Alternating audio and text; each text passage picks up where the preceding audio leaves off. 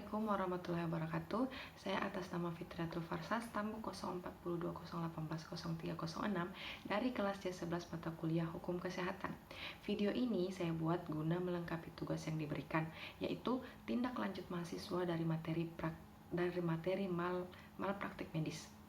Oke, saya akan masuk pada soal yang pertama, yang soalnya yaitu apa yang dimaksud dengan malpraktik dan malpraktik medis.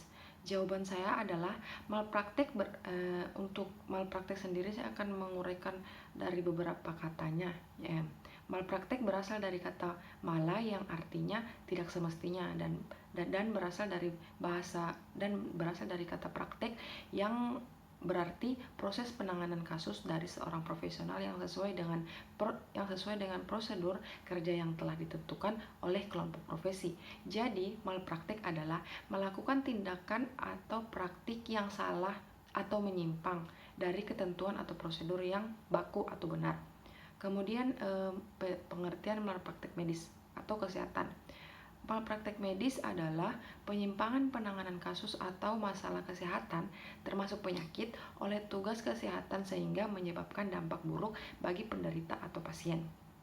Kemudian saya akan masuk pada penjelasan yang kedua, yang soalnya yaitu pada menit keberapa dalam video dijelaskan tentang malpraktik pidana, malpraktik perdata, dan malpraktik administrasi.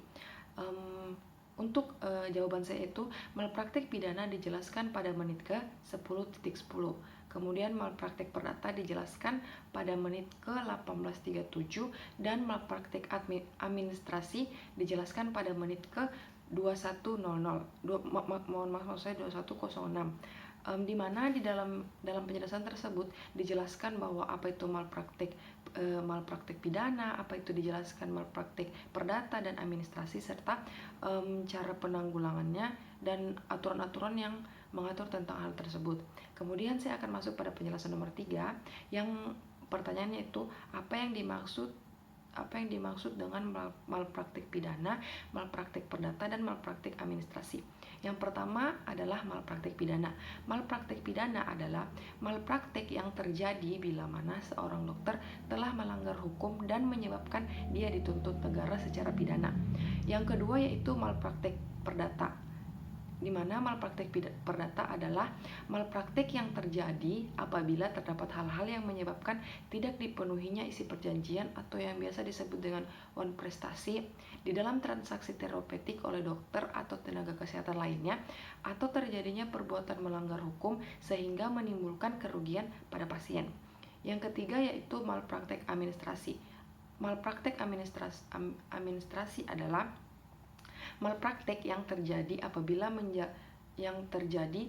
apabila dalam prosesnya dijalankan praktik kedokteran tanpa lisensi atau izin, atau melakukan tindakan medis yang tidak sesuai dengan lisensi, melakukan praktik kedokteran dengan menggunakan lisensi atau izin yang kadaluarsa, dan tidak membuat rekam medis. Ya, saya akan masuk pada penjelasan nomor 4, yang pertanyaannya itu apa yang dimaksud dengan tindakan medis yang tidak bertentangan dengan hukum.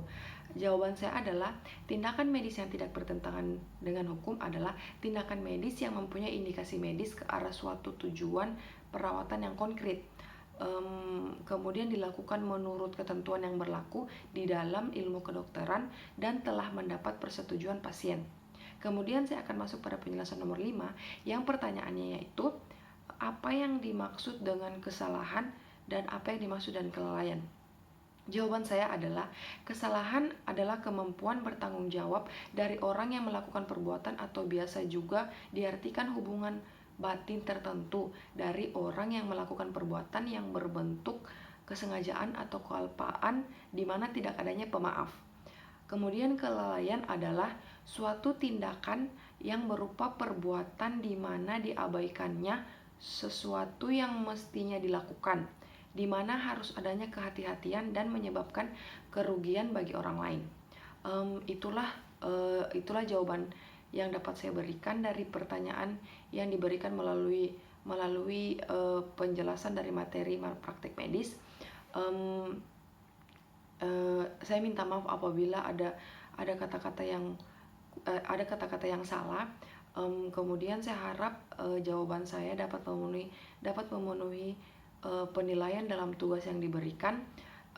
Kemudian saya memohon maaf juga apabila ada gangguan-gangguan yang terdapat pada video ini.